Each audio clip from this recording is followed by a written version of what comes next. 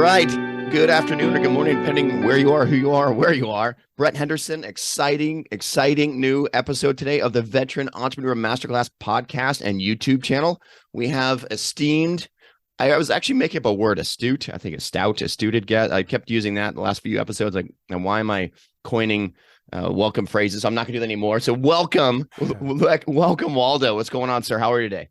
Brett, great to see you and looking forward to flying with you today. Yeah, so you and I met a couple months ago down in San Diego. There was a conference, a 401k advisors conference, NAPA, National Association of Plan Advisors. So my technical hat, besides the podcast, I do own and manage a wealth management firm that focuses on helping veteran entrepreneurs get from A to B faster. And you were the speaker, which is interesting because in that world, the 401k advisor world, and there's probably what, 300-400 people there. Yeah, more like 1,000 or 18. Yeah, it was a pretty big group. Well, if everybody showed up, probably, yeah. But you know how that is as the conference goes on. Sometimes people are there, sometimes they're not, sometimes they're checking stuff out, but it was a nice group. And normally I will share when those meetings happen and they'll say, hey, are there any veterans in the room? Normally I am the only one, or there's maybe one or two others with me. And so it was great to have you up there being a fellow veteran, an Air Force officer, different stories than mine, obviously different experience in the military, but it was really nice to see you up there doing your thing. So no one knows who you are yet. Well, everyone knows who you are, who knows you in your circle, but here on the podcast, maybe no one does. So why don't you just take a quick minute to kind of tell us who you are, what you did in the Air Force, and we'll get to where we're going today or what you're doing today. You got it. And I appreciate the introduction. So currently I'm a leadership keynote speaker and sales with a kind of a sales focus. I speak around the world on collaboration, trust, and commitment, wrapped around courage, right? We all need courage to take action. And I leverage my experience as a combat Air Force F-16 fighter pilot with 65 combat missions. And then, like you, transitioned to the civilian world, got my MBA, was in financial analytics, mergers and acquisitions, and then was in tech sales, commission only most of my career. And then started speaking and doing this crazy entrepreneur thing, going out there, digging the well, planted seeds, converting relationships into revenue. And so I've been doing that for around 20 years. I wrote a book called Never Fly Solo, which is a New York Times and Wall Street Journal bestseller, which is about, hey, having folks back you up, check your six. You can't win alone. You need a wingman or a wingmam to help you to elevate your success and win. So I leveraged my combat experience, my core values training learned at the Air Force Academy, plus the real world business experience into this amazing profession. And I love what I do. You saw a glimpse of it as a keynoter, but I also do coaching and consulting, in particular for small and medium-sized business owners and sales managers who are out there grinding away, trying to kick some ass and make things happen. I love that. And thanks for briefly going over your military career. And normally I just stop there, but I do want to hear a little bit more about it. So you say it's 65 combat missions. Do you mind just sharing a little bit about when that was and where that was? So it was in the late 90s, doing stuff in Iraq that didn't make the news, as we all know. And then the most intense combat was in Serbia against Milosevic in 99, going up against, the MiG-29s and the surface air missiles, SA-3s, SA-6s. In my book, I talk about dodging some real missiles. I didn't really share that in my keynote, but for some of the longer term engagements, I talk about it. But the thing about it is this: it's great Marines, there's great fighter pilots, Navy SEALs, et cetera. But I only believe that you're really tested when battle comes, when the fear is real, when the bullets are real. And so I like to leverage that experience. I'm not a Blue Angel pilot. I didn't climb Mount Everest. I'm just a grindy fighter pilot, happen to be in the business world. But I talk about the combat aspect because that's where resilience is built, where fear is truly faced, where if you don't do your job, you're dead, or the people that you're working with are dead. So it's serious. And now people were listening, the veterans are out there, right? Obviously they've been in the grind. Some of them have been in real world combat or not, but training is intense. So I think we have to leverage that mindset where you have to prepare, you have to build relationships. When you say take the hill or break right or push it up, you can't have your teammates doubt you and you can't doubt them. And so that takes a lot of skill, a lot of trust, a lot of preparation, a lot of confidence, a lot of humility. And so that's what I try to leverage. I think those type of components, those soft skills that lead to the hard results, are why people are listening to this podcast, and why me and you, quite frankly, are pretty successful in what we do in the commoditized space that we operate in financial services, wealth management, or leadership and sales, speaking and consulting. Yeah, there's only a few of us out there, right? There's not too many financial advisors out there. Sarcasm Yeah, there. exactly. Yeah, I was with 500 insurance sales reps in Wisconsin, independent agents out there grinding out, literally at a aircraft hangar in Oshkosh. Oh, wow. Yesterday. It was pretty cool. Very cool. Well, with that, you just brought up something that I cannot relate to because I'm not a combat veteran. And I will share, and I've shared this before in the podcast, that was a negative stigma, or I would call it head trash, that I had personally because I was not a combat veteran. I got out in September of 2002. The second ground war started in March of 2003. So I missed that window just by several months. And so that's one of the things, almost a sense of guilt I had personally, as my crew and my friends and my peers stayed in. Most went to Iraq and then on to Afghanistan. And I never had that combat t-shirt. And for me, as a veteran, when I transitioned in the civilian sector, it really was almost guilt because I felt, because everyone, oh, where did you go? What'd you do? And I'm like, I went to Norway.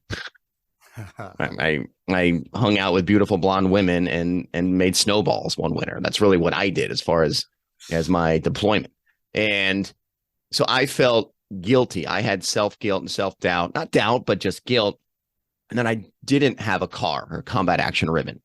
Right. And it took me 20 plus years, really until last fall, when I truly got through my own head trash and realized that I'm doing more now to serve veterans, the veteran community, through this podcast and sharing leadership and mentorship and guidance than I ever did when I was active duty.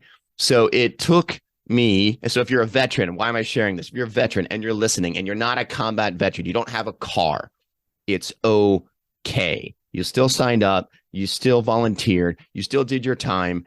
And time, it's just time and place, right? If there's something going on and we need you and you're there at that time and place, you're going to go. If not, you don't. And that's just what it is.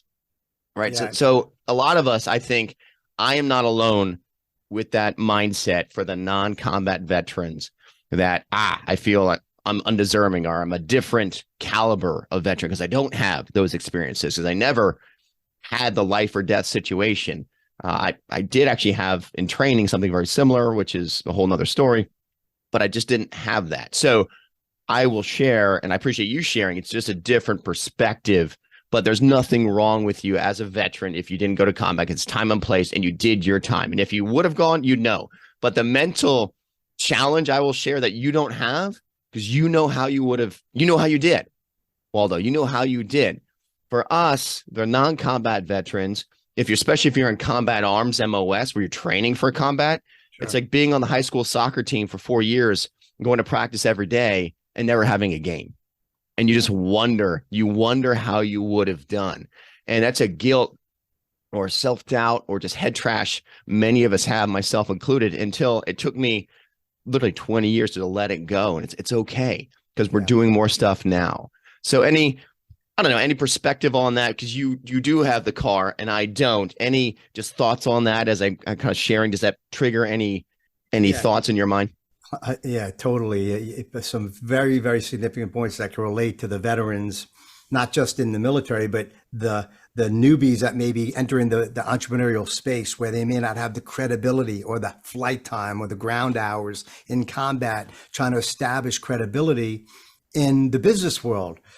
So a couple things you mentioned about your training. We have a saying in the military, you fight like you train. I'm sure you heard that. You fight like you train. You're in it. Most of the accidents and stressors and deaths happen not necessarily in combat, but in training, because it's intense. And I'll tell you one thing, my combat was easier than many of the training missions that I went on, because you always prepare for the worst. But then I have another caveat to that, you prepare for the worst, but expect the best. You expect to win because of your training. When I'm on a cold call or a bold call, I never cold call anyone. It's always with confidence. When I'm on stage, I'm confident because I sweat my tail off beforehand. We put the time in, we trained and prepared. So yes, you never know how you're going to respond in battle, but if you take it just as serious in your training and your preparation, the stakes may not be as high, your life may not be on the line, but your lifestyle is, especially as an entrepreneur. It's the life and death of your business, your future, your dreams. You know, you got a little guy, Lucas, running around, right? Hey, your work today impacts him and the charities you support, the people that you're impacting. So if you feel that sense of passion and inspiration and commitment, and most importantly, responsibility, you will grind it out. You'll face your fears. You'll fly in combat. It may not be real missiles, but you'll take the calls, you'll start the business, you'll ask for the sale, you'll make the investment, you'll do different things, take some risks in order for you to achieve your dreams and get in there. And a lot of folks these days, if you're grinding out, maybe in financial services, you know, the turnover rate first 1 to 5 years is huge. You got these young kids, independent financial advisors or wealth advisors or insurance folks, they quit early. Why? Because they're going against the veterans, the combat veterans. So you need to think differently. You need to leverage tools and technologies. You got to show up more prepared. You don't bring donuts to meetings as an entrepreneur. I just had some mold remediation guys here. Spent $1,000 for them to remove a little bit of mold in my closet, like way overpriced. But he followed up. He had his crew there, was really, really sharp. I'm like, okay, I'm trying to sell my house. I want to get the remediation letter. It was a tiny little bit of mold, but people will write the check and pay more if you're showing up prepared, giving value, establishing relationships, and doing what you say you're going to do. So those soft skills we learn in the military will allow us to fly the combat missions against those veterans or the celebrity brands who are out there trying to squash your business and commoditize you and impact your lifestyle. I appreciate what you just shared so much. I'm kind of smirking now. Maybe you can't see it under my mustache, but I'm smirking. So I saw on the speaking tour, and I'm sure you know this name, and I'm sure you're compared to him all the time. You know what name I'm going to say, aren't you? O'Grady. Oh, yeah. And so he was doing the speaking tour, you know, the celebrity speaking tour after he was, actually, I was on the USS Kearsarge. My one bit of time on ship was on the USS Kearsarge. He was shot down in Serbia or Kosovo around there, I think in 98 or so, and then rescued by Marines from the Kearsarge. If you don't know, the USS Kearsarge is a large amphibious warship where it takes Marines pretty much to storm the beach, and it has a well deck. So the back half of the ship goes underwater and lets LCACs, which is landing craft air cushion, hovercraft, come out with tanks and whatever, assault the beach. It's pretty cool ship. Nice. Anyway, he was rescued and he did the tour, right? And he did the speaking tour. And so there are a lot of successful veterans, or several, not a lot, successful veterans like you that have made that transition and are on the speaking tour. And he's one of them. And when he spoke, though, he was just telling his story. He was just sharing his story, and it was robotic. You could tell he's a robotic dude. And he had just said the same thing hundreds, if not thousands of times by then. And I'm giving you a compliment. You didn't know this was coming. When you spoke at our conference, you could tell that you took the time to prepare, to learn about who we are, what we did, the challenges we have, the struggles we face. You wanted to relate. You used language, not jargon, but used language and communication that we use in our world, in our space, that if you're not a 401k person, you really don't know. And now it wasn't perfect, but you really, really tried. And so the fact you put effort in made you relatable, because this guy's trying.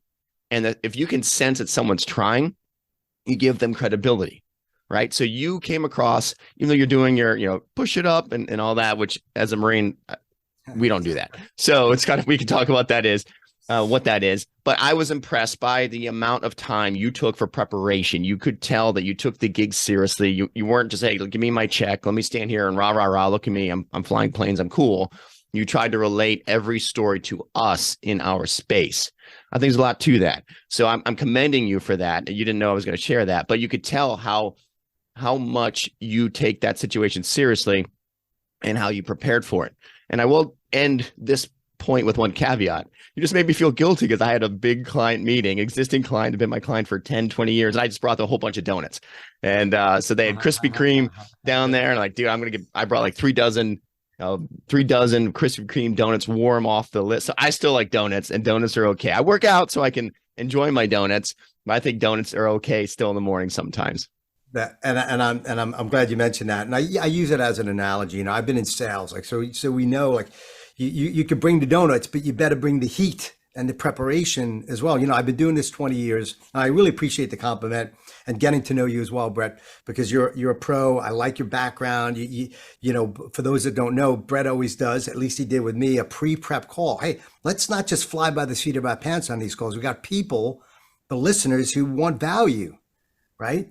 They're showing up. Let's prepare. Let's invest some time together. So it says a lot, because I can't tell you how many podcasts I've done where the first time I'm interacting with the interviewer is during that conversation. They probably were on my website learning about me 5 minutes before the call. So kudos to you for that. And it demonstrates your preparation as well, because we want to give value. And for the folks that are listening, people smell inauthenticity and BS very, very quickly. You show 100%. Up. You don't show you're prepared, or you didn't do your due diligence. Go on LinkedIn, look at press releases, find out some ways to build that rapport, that trust that marinates the sake of the relationship and advances the sale. Then you're winging it. And a lot of veterans that I speak to, they think, oh, well, I've got combat, or I was a Marine or a fighter pilot, and all that stuff's going to build credibility as I enter into the business world. Hey, we're a dime a dozen out there these days. You got all your peers that are competing with you. You don't want to show up commoditized. You want to demonstrate the things that you learned in the military, apply to today. And sometimes you have to share it with your prospect. I don't care if you're in tech sales or software or financial services. Hey, sir, ma'am, really great to meet you. Asking them some questions. And I'll sometimes say, even during my prospect calls, hey, Brett, I saw on LinkedIn you were, with UBS. And Merrill Lynch, yeah, I did some work with them in the past. My defined benefit was with UBS, and I left, and blah blah blah. Do some things that say, I'm appreciating this process, the fact that you may do something special with me today. If I'm a home contractor or a financial advisor, I'm writing you a check, and that's how we command our fee, not demand our fee. You may not be as experienced. You may be new to the business. And or you may be out there, a seasoned veteran, going up against these newbies trying to unseat you because you're an incumbent with a current client of theirs, and they're trying to kick your ass out. You better bring more than donuts. You better bring your heart, your referrals, your connections, your compassion. And I think that authenticity, as opposed to the plasticity that happens today, because everything's so freaking digital. Do what other folks aren't doing. I always send gifts. I send handwritten notes to my clients. I want to do something different. I'm a member of the Speaker Hall of Fame, 20 years. No one gives a crap. I show up to this meeting. I want to show them that I've earned that right to be called a Hall of Fame speaker by that speech, not because it said it in my freaking bio. And that's how we earn our business and entrepreneurial wings every day. I appreciate you sharing that. Let's keep going there, and let's just talk about sales. So if you're an entrepreneur and you got your business, you've been around for a while, sales generates revenue, and revenue leads to cash flow, right? And every business needs revenue, and you need cash flow, so you can't keep the doors open. You shared a couple good points there, and I want to expound on one of them. So LinkedIn. So most of my guests I meet on LinkedIn, and it is a cold relationship, and I engage them, and I look for veterans that are successful in business. Those are most of my guests, and that I reach out, or the contacts I reach out to. And what I will share when you talk about inauthenticity, it's very easy, and people do it to me very quickly. Oh, I see you went here, you went to Tulane, or you worked at UBS, or you did this and you did that. It's like, okay, yes, you read my LinkedIn profile. It's like, it should be table stakes now. But the sooner you kind of name drop a couple things, you're just really showing, hey, look what I did. That's what you're really doing. Hey, look, I looked at you. Be impressed. The sooner you can take that and shift and ask a question about that. So it's not just me talking at you. Now I'm actually showing genuine curiosity about who I'm trying to engage with, and not having a preconceived notion or agenda. So let me talk about that. In sales, a goal of sales is to get a sale. However, the second you enter into a relationship, and if you feel I'm trying to sell you something, because I'm a salesperson, if I call you, oh, how are you? Are you doing great today? And the second you just sense, you can smell that salesy salesperson, you're turned off and you shut down. And I blew myself up. Here's some failures, because I would have an agenda. Here's a business owner. I want to sell them this. Sure. Let me get them on the line. And I'm excited. I talk at them and they just shut down and go away. I'm like, why didn't I get a sale? Because I had my own agenda in mind, and no one cares about me or my agenda or my mustache. No one cares at all. Everyone has their own goals, their own ambitions, their own outcomes they're trying to achieve. And the sooner, and this is a lesson, this is a huge lesson. If you're in sales out there, the sooner you can shift from taking the anticipation or the mindset off yourself and your own selfish goals and shift it to helping whoever you're speaking with. Like, Waldo, you've got your own goals. You want to build your team. We were talking ahead of time about teams, right? And our assistants and whatnot. And so the sooner I can help you accomplish your goal, not mine, but your goal, what does that do for you? That helps build credibility from you back to me. This guy's genuinely trying to help me. So can you chat about what you see with when you go back to inauthenticity, which you want to do your due diligence, show you've done your homework, but the sooner you shift to problem solving and helping whoever you're communicating with, whoever in your conversation, cold call, email, whatever, accomplish their goals, what does that do for you and your own career in sales? Really critical. I think the reason why you're successful, and success is always relevant, right? Or relative, right? It's not necessarily the money in the bank or whatever, your freedoms, your lifestyle, are you accomplishing your goals, right? What are you setting out to? Are you honoring your commitments, etc.? Sales is a relationship business, but I always like to say you can't be all thrust and no vector. You can't be high attitude, positive, motivational, engaging, rapport building, but you can't deliver on the target, right? I have a guy, I'm in a men's group, and he works for a big Fortune 50 life insurance company. Like the guy, asked a couple questions about my life insurance, just started throwing up on me. Came into my office sitting right there and started throwing his products at me. I'm like, you didn't ask about my family. You didn't ask what my goals are, how much money I have in the bank, what my current policies are. You're throwing up all over me. And we've all heard that expression, but he's robotized, right? Like you said about the other speaker. I called up, and also, by the way, folks listening, it really is going to depend on if somebody's calling you asking for your product or service. People, I don't do a lot of outreach now. A lot of my business comes to me after 20 years. I speak around 75 times a year. The referral network builds up, right? So my phone knock on table usually rings. Sometimes I do outreach, but if somebody's calling me to fill a speaking slot or to coach, that's a different type of conversation than if I'm doing outreach, bold calling, as opposed to cold calling, trying to convince a prospect who I've researched, who I see may have a need, to convert. So the hard one, obviously, is the one that you're trying to convert. Like they're not expecting this, and look at financial services and wealth advisories, right?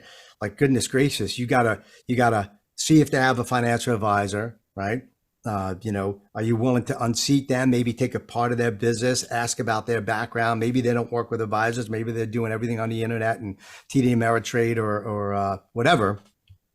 So you have to ask them a little bit of more trust building, rapport building 100%. questions so that advances the sale. Now, I called up Mr. It's a cool name for a mosquito service there. It's run by a guy named Brett Cole. Not Brett Cole. I can't remember the guy's name. That's okay. I remember that. Yeah. So, but you remembered his business name. So he's got 50% of the game won. That's more important. So Mr. But I met him at a veterans fundraiser for Special Forces. And he has the same name as the parent of one of my son's soccer players. And I'm thinking Brett Cole, but I don't know why the heck I'm messing up his name. It's okay.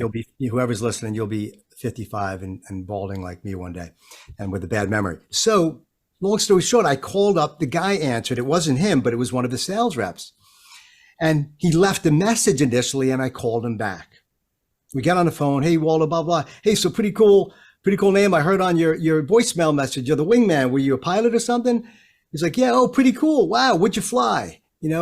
Oh, my nephew was in the military. Wow, F-16, my favorite plane was the F-14, blah, blah. So we're having this conversation. Hey, Waldo, thank you for your service. How can I help you? You know, like just listening to the voicemail message, asking some questions, being a pro. He's like, hey, man, I'm going to text you some information on something, confirm that you're going to meet it, and then I'm going to email you. Would you mind telling me your email address? He's repeating it back to me. I just sent you an email address. Please check your spam. Okay, within the next 24 hours, I'm going to follow. You could see the process, the professionalism. It's a pricey service. There's other competitors in town. Do I want to research doing this? Am I going to, is he going to lose? Am I going to risk $5 or $10 a month for my monthly fee to save a couple bucks when I know, based on the experience that I had with this guy, that he's likely going to follow up? He's going to be there for me. So all those nuances that decommoditize you are so critical. So, meaning you can't just be robotic. You can't just have a positive attitude. Know your tools, know your technologies. Wingman never wing it. Find out in your business what you could do to make it more authentic, humanize it, and then leverage your technologies and the digitization and all those things that we have to make it easy for the prospect to say yes to you, or your client to continue to say yes to you, because they're always being shopped by your competitors as well. 100%. And I will share that what I've seen, especially through COVID the last several years, and I'll just use my own industry as a reference because it's what I know, but I have different guests come on and they share theirs. So in our space, everyone will, quote unquote, there's the personal wealth management side and there's the corporate side. So I'll throw my hat on as a 401k technician. So businesses hire me to help their employees have better outcomes. And if employees feel empowered financially, if they're at their job and they feel okay about the future, they can focus on their current job. If you are an employee and you're worried about if your car is going to be impounded because you didn't make your car payment, or you're going to be evicted because you didn't make your rent payment, you're not focused on your job, right? You're not doing that. So if I can help a company provide a benefit package where their employees feel safe today, when they feel they're empowered to thrive tomorrow, I know I'm doing something good. Right. And what happens though, and I'm happy it happens, it's an opportunity for me, but I have to make sure it's a double-edged sword.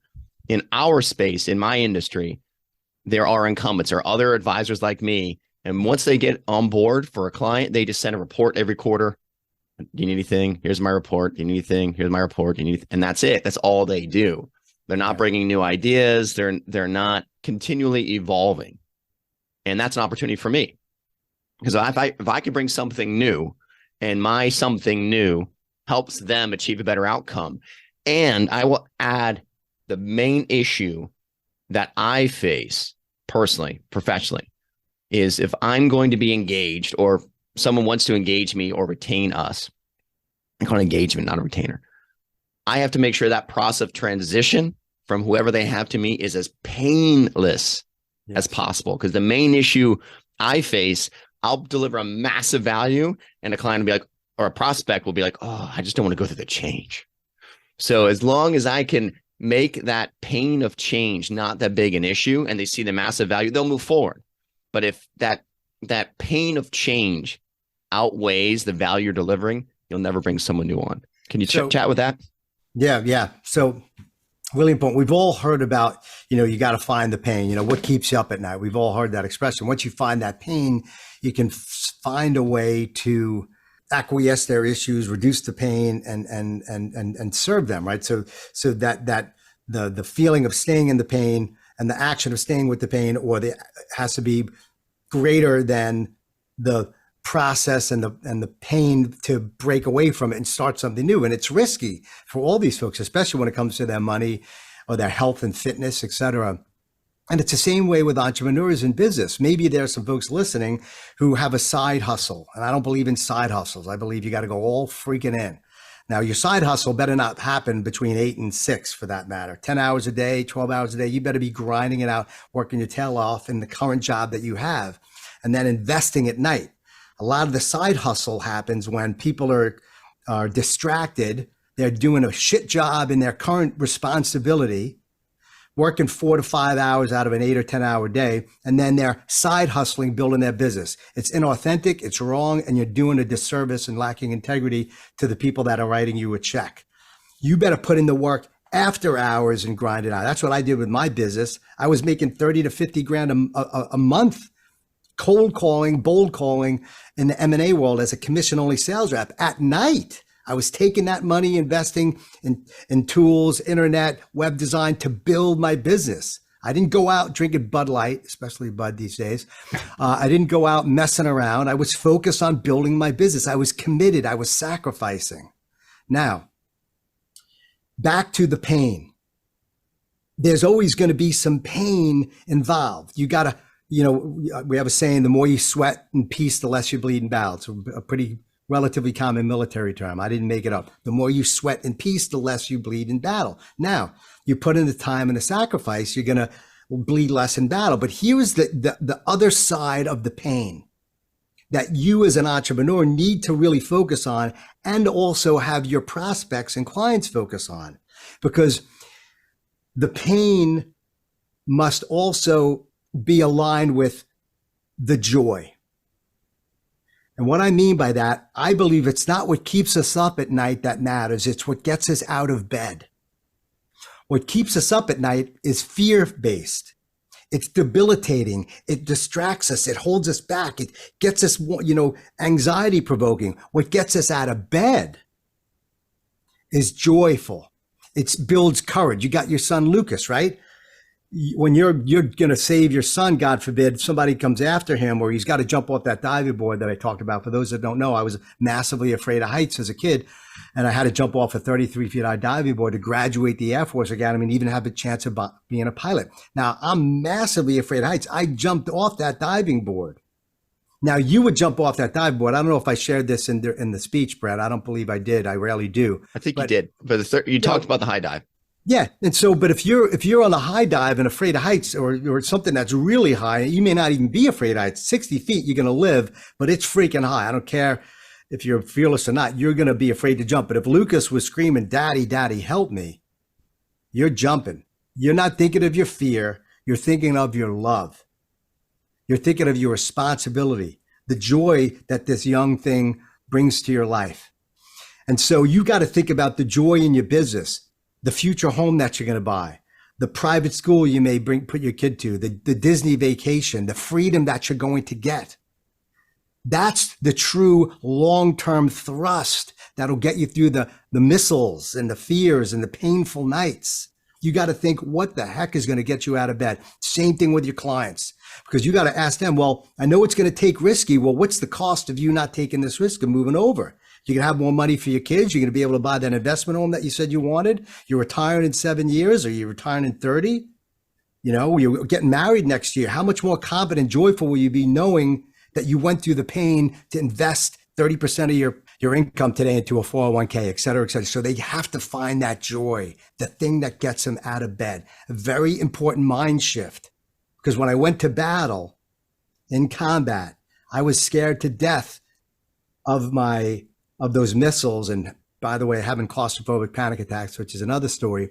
But what kept me in, what got me through the fear, was the joy and the passion and the confidence that I was going to get telling my future son that your dad went through battle, didn't quit, that I'd be able to have some credibility and some scars and battle damage that were based on my facing my fears. And that joy, that's the thing that brings the courage. So anyway, we can go off a big conversation on that, but no, I like it. Well, I'll bring another perspective to it. And so we're saying the same thing, but we say it differently. So what you just shared, actually I have 2 points.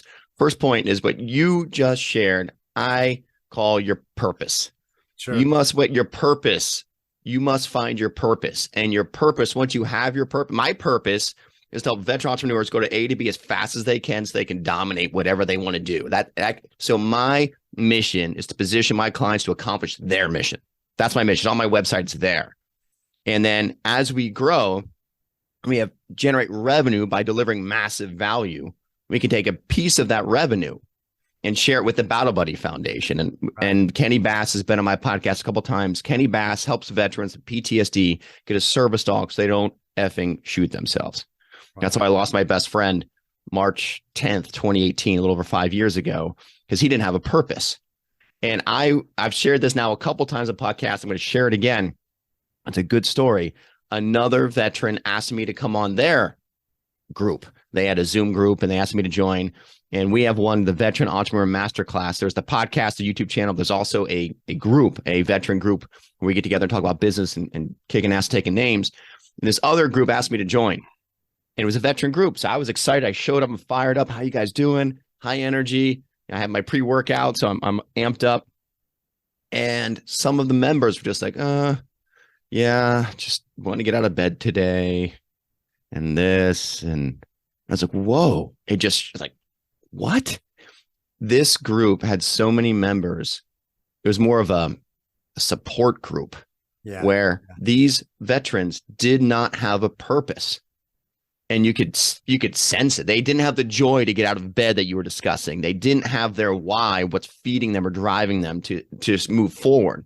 And what hit me there, and I didn't share this with you, I'd love to hear your thoughts on it. This is what I came up with. If you don't have a purpose, you don't have a why, you don't have your joy, your mission, your purpose, your why then is to go out and find your purpose. Your purpose could be to find your purpose. So once you have that, then you've got that joy, you've got that motivation to get you out of bed in the morning, as you just discussed. Fear keeps you up at night. Motivation, joy, purpose gets you up in the morning and out of bed to dominate the day or take charge of that day. Maybe you're not high energy like you and I. We're East Coast. We're high energy people. And yes, my pre-workout's definitely flowing right now. But you don't have to be high energy like us to be right. But as long as you have your motivation, you have your purpose, you have a goal, you have an objective with a desired outcome. That's that fuel to get you out of bed to build whatever it is you're trying to build or accomplish during the day. So I like what you call it your joy. I call it your purpose. And for a lot of veterans, and I'll share this again, it took me 20 years to find my purpose. Yeah. 20 years. And there was one other veteran in this group, young insurance salesman, also Marine. He's insurance. And we were talking about our purpose, who we are, what we do, what drives us. And his was just to make money. Just to make money. And I'm like, dude, when you're young and you're trying to build your career, I get it. It's kind of Maslow's hierarchy of needs. It's food, water, shelter, especially in insurance. If you're 100% commission based, you've got to get money in to be able to pay the bills. So that could be your purpose right there, is just to make money so you're okay. But once you've got food, water, shelter covered, you need a deeper purpose, a higher mission to really motivate you and to keep you engaged and moving forward. What are your thoughts on that, just that topic? If you're a person of character, if you truly want to grow, if you care about others, there are some folks that money is enough. We know who they are. Money is a big driver, and it may satisfy the short-term feeling of joy, but it's like cocaine. You know, for folks that are addicted, you never get enough. I call it the why before you fly, or the meaning to your mission, purpose, joy, courage, right? Like joy, and it's not all passion, by the way. You got to find your passion. Well, sometimes passion isn't enough. If you're a father or changing diapers, you're not going to be passionate about changing diapers, right? You know, it's your responsibility. You know, some people lose the passion. Entrepreneurs, I lost the passion. I got to find my passion. Dude, I wasn't passionate about going to war, working 12-hour days, being on the road away from my family, etc. I wasn't passionate. I had a sense of responsibility. I had my wings on my chest. People needed me. Now, I'm going to get into this here because it's a higher way of thinking. It's more of a evolved way, and you have to kind of work your way through it. And many times you can't figure it out on your own. It takes a wingman or a wingman, somebody on your team, to coach you, to mentor you, to help you through these tough times, to lift you up when you're in the dungeon of fear and doubt and distracted, or you don't know where to go. You don't know your purpose. This is where the never fly solo thing comes in. It takes time to figure that out. I think it's great to want to make money, but when you're quote unquote successful, you have money in the bank and knock on table, I'm doing pretty well. I don't have a sense of desperation. Now I'm like at 55, I'm like, what drives me now? What is that next level? I always love helping people, but now there's a deeper purpose. And I can tell that's how you are as well as a veteran, trying to help these veterans. It brings a sense of peace and joy in your life. So I had my energy drink this morning as well, coffee, and then this other glutamine drink. I did a 25-minute workout. It wasn't a lot, but I sacrificed. I went in there, I had a distracted morning because we had those mold remediation guys working in my closet. But I didn't just do that because I want to look good. I've got my 12-year-old at home who's sick, by the way. He's just has a cold. He's staying home. I work out because I want to be energized for him and have him see the example of his dad sweating, going through the pain, which leads to peace, because I'm in the gym. I wanted to be energized for you and for the people that are listening. I don't want to show up as a dud. I work my ass off. I sweat. I got my Never Fly Solo t-shirt on. I'm almost as sexy as you, Brett. But I want to be my best version of myself. Here's the kicker. The peer advisory group, the people who you spend time with, your mentors, your coaches, maybe your clients, your friends, the people who you respect, maybe they could give you an insight on what your purpose is. You may think you're going down the right path, but somebody who's got some flight time and some battle damage and scars and emotional baggage may give you the insight because of their experience and maturity and wisdom and empathy, perhaps, and compassion. Hey, Joe, Mike, Lisa, let me ask you a few questions, and they could guide you through to finding your purpose, because it's hard often when you're in the aircraft, fighting as an entrepreneur, building your business, to really see the bigger picture, the bigger impact that you can make. That's why you need to get around other veterans, other people, other successful folks, maybe not in business, but in relationships and marriage and health and fitness. Get a coach, leverage YouTube, listen to a podcast like you're doing today. Today, if you knew all the answers, why even listen? It's because you want that nugget, right? So seek and you shall find. Your purpose will evolve and change, but it's only really going to get there by the leveraging of other experienced individuals, or maybe that unsuspected book you read, or that inspirational person who's going to give you the guidance to say, now I get it. So yeah, 100%. With that, we're at the phase now of our careers where we have so many failures that eventually led to successes that we enjoy sharing those. We have mentorship, we have wisdom. I hate to say, when did I have turned into an old wise man, so to speak, but we have wisdom because we failed so many times trying to get from A to B. And with that, what you just shared, I think is spot on. And it makes me think of someone I know that recently wanted to do something quote, unquote, on their own to show they could do it on their own. Okay, person had an opportunity, thought they researched it well on their own. Okay, I'm going to do it on my own. Found out the opportunity was not legitimate. Right. And it actually was a scam and cost that person their job and their future and their livelihood. And I had a conversation with that person. I said, how come you tackled this solo when you know myself personally and the group and all the veterans and all the people who are willing to help and want to help? Because a lot of people enjoy giving back. They enjoy providing mentorship. They enjoy helping other people get from A to B faster, like myself. How come you didn't ask anyone for help? Person's like, I wanted to show I could do it on my own. Right, right. And that person had a massive failure. And that person will learn from that. I just shared, okay, well, now you have this group, and now the person's reaching out to the group for mentorship and help to get from A to B, because B was there and B went away. And now they have to find their B again. And they are taking help to get to find their B again, because they need to start all over because of what they just went through. But talk about a lesson. And to that, a second point I didn't make from maybe 15, 20 minutes ago in our conversation, but it just popped in my mind again now. So if you're new and you're starting out, no matter what industry you're in, the first several years normally are the toughest, right? Myself as a financial advisor, when I started at Merrill Lynch, as you saw, 80% of the team washed out. You failed. It was just how it was built. And the 20% that made it, no one did it on their own. Every single person had help.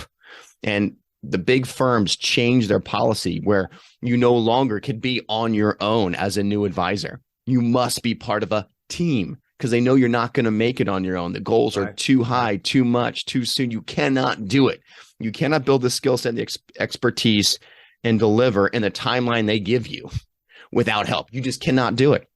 And so I will share what happens if you've got the grit and the humility to ask for help and mentorship and absorb the lessons from those leaders and mentors. You'll get through those first 5 years. And I like to quote, in our industry or my industry, financial services, it's like Shawshank Redemption. When Andy's in his cell every night, chipping away at the wall, and he crawls through the sewer, literally the sewer of shit. And then he crawls through, it's raining and he's getting washed and it sucks. And then all of a sudden he pops up in this field of daisies. That's the first 5 years in most industries, is you're in that sewer, you're in the literal crap, in SHIT, and you're trying to get through. And then if you do have that grit, you got the determination, you don't quit, you keep driving forward, eventually you learn and you excel and you succeed and you pop up. Maybe you're not completely successful yet, but you've got the foundation there because you've earned it through grit. What are your thoughts on that? Yeah, and you got to put in the time. So many people are impatient these days. I know veterans, we're intense. We put in our time. We get out. We want to go for the immediate win. You've got to take some time, get your aircraft in the hangar and tighten down the rivets and weaponize yourself and do all the prep work. And that takes a lot of time. You can't automatically get the 6-figure job or have the freedom and all that. It takes a lot of time and effort and investment. And relationship capital as well. One of the things that I think is important, and it kind of goes back to the perspective that we need from others, is I'm going to show a picture on the screen, and Please I think we use this video in the podcast, right? Do we use Yes. it? Okay, and for those that are just listening, we have this thing called check 6 in the military, and check 6 means you got to check your 6 o'clock, your position behind you.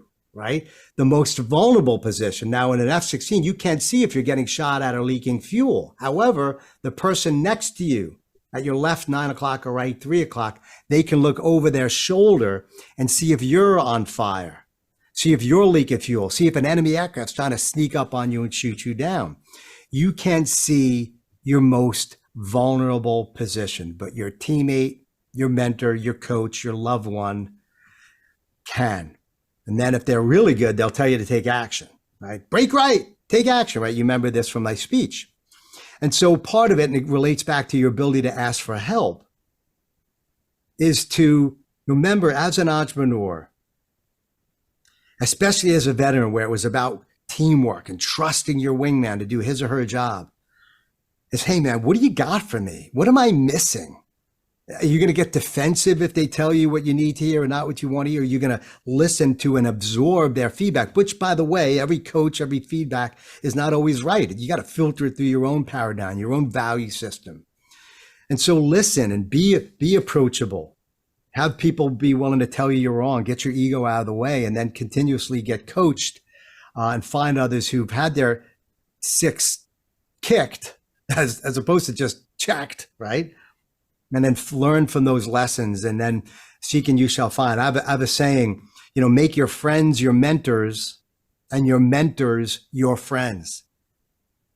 My dad always said, be careful who you spend time with on the weekends. I think we need to really assess our informal relationships with our buddies, our poker players, our folks we're playing soccer with or going shopping with or whatever, and say, hey, are these people mentoring me and through their example and living and emulating the success principles, both personally and professionally, that I want to get? And if not, you need to say, why am I wasting my time with them? If you're truly committed to success and growth and have a vision and a purpose in your life. A lot of people I coach, they're still hanging out with their buddies from high school. I'm like, how is that serving you? What are they doing in their life if you truly want to elevate? So assess your team, assess the relationships that you have. I was in a mastermind group for 10 years and I just left the group around 6 months ago. I just wasn't getting the value there. I didn't feel that we were elevating. I'm trying to go here and they're kind of stuck here. Some of them were here, by the way. But I'm like, it was time for me to reassess, get around other strong, successful men and women to push me to the next level because we're evolving and growing. So very, very, very important personally and professionally. And last, I just want to share this analogy with you. and then we'll go on and add is like on the ladder of life, I think we need to have our hand up, right? Have your hand up to that next person who's going to lift you to that next level, that you can nurture a trusting relationship, not just pick their brain, but to massage them, their soul, and build a relationship and say, hey, can you not just help me, but can you mentor me and coach me to this level? People want to do that for you. But in the same respect, you should always have your hand down, not looking for a handout, but for looking for that unsuspected wingman or wingman who needs you to help them. I don't care if you're brand new to this business, there's always something that you can provide. So lift them up, encourage them, and that'll give you more confidence to ask for help, right? And give you more inspiration and joy in your life, knowing that you're lifting up others on that journey, on the ladder of success that never ends, on the horizon that's constantly ever changing. We're never gonna hit it, right? No matter how successful you are, we got to wake up every day with that new mission, that new target to take out, and a new ass to kick. No, I think you hit the nail on the head, man. So to be successful, as your shirt says, never fly alone. You can't do it alone. You cannot do it alone, and you need help. So don't be so headstrong that you can't ask for help. People want to help too. People see someone who are trying and they've got drive, they get inspiration. They may not have their purpose figured out, but they're trying to find their purpose and their own mission. People want to help you succeed if that's you. So if you're in business and you're out there and you're listening to this and you don't have those mentors, go look at people that are successful in your industry that you can emulate and call them. Reach out to them on LinkedIn. Find them, send them a message, a bold call, as you call it, versus a cold call. Yeah. Reach out. That's pretty much, you did your speech. I saw you walking through the vendor hall, exhibitor hall. I grabbed you, like, let's have a conversation. I think you'd be a phenomenal speaker on the podcast. And you stepped up and you've been a phenomenal guest on the podcast. So if someone wants to reach out to you and they want you to speak for them and help motivate their team, Waldo, how does someone reach you? So yourwingman.com is my website, yourwingman.com. But I also want to give a gift, and this will allow folks to be able to stay in touch with me as well. My book, once again, was a New York Times and Wall Street Journal bestseller. If you want the audio book, you can go on Audible and get it for $19.95, or you can use that QR code to go to that website, yourwingman.com/NFS, like never fly solo. Get the audio book there. You'll get a PDF, a one sheet of all my quotes, et cetera. You'll get some downloads to videos. You'll also be able to get a resilience challenge. You can take a screenshot of this if you want and then download it later. I'll also send you a 5-video series called the Resilience Challenge. 5 videos on dealing with change. Actually, no, that's not it here. Stand by. It's going to be, hold on. Yeah, good morning, hello. Regina. Welcome. How are you? You can say hello to our podcast. Ever meet Regina? She's my new chief of staff. This is Regina. Awesome. Meet Waldo. So showing up on time. To be here or no? No, you're fine. We're going a little bit long. So this is awesome. You're in the podcast, so you can smile, and so you're going to be on YouTube, Regina. So Regina's our new chief of staff. This is Waldo. Nice to meet you, Regina. We're having a phenomenal conversation. We're just wrapping it up right now. So yeah, as you've got your business, I have to continue to run my business, obviously, and I'm late, and so she's doing amazing stuff. So Waldo, thank you so much for being on here, I guess, today. And is there one last word you want to leave us with? Is one last piece that's something on your mind you want to share? Yeah, I'm sure you'll send out the link, my social media, LinkedIn stuff. They can get all that on stuff. That thing. One of the things that one of the quotes you may remember from my speech is many folks, like you said, they even if you've been in the military, most folks that you work with haven't, right? And they're always like, well, how do I say thank you to the troops? Thank you for your service. We've all heard that. And I think the best thing to do is, if you truly want to say thank you to the Americans who fight for our country, then be the type of American worth fighting for. And it goes back to what you said. We're veterans. We may have this sense of guilt because we haven't been in combat. Well, guess what? You're helping others through the combat and missiles of life. You're still the veteran worth fighting for because you're giving to others through your example. And that's the best way you can be proud of what you're doing. That's what you're doing, Brett. And thank you for your generosity as well, for that email that you sent with me in mind to help me with my business, by the way. And hopefully I'm going to find another Regina to augment my current team as well. And until then. Not my Regina. She's mine. You can't have her. She's my Regina. That's great. Don't piss her off, though. She may want to upgrade to an F-16. Maybe, yeah, that'd be a downgrade from a tank. Definitely downgrade. So but awesome. It's been a blessing, dude. Thanks. 100%. So everyone, thanks so much for listening to the Veteran Entrepreneur Masterclass podcast, a YouTube channel. Regina, welcome to the jungle. This is real. This is what we do. I love how this is going. This is great. So Waldo, thanks for being on. And I'd love to have you on again in several months or maybe next year. We kind of see where where'd you go? There you are. Sorry. Yep. So cool. I hit the end button. You can't leave before I hit the end button. But anyway, another amazing episode in the books for the Veteran Entrepreneur Masterclass. Waldo, thanks so much for joining. And Regina, welcome to the jungle. Everyone, have a good day.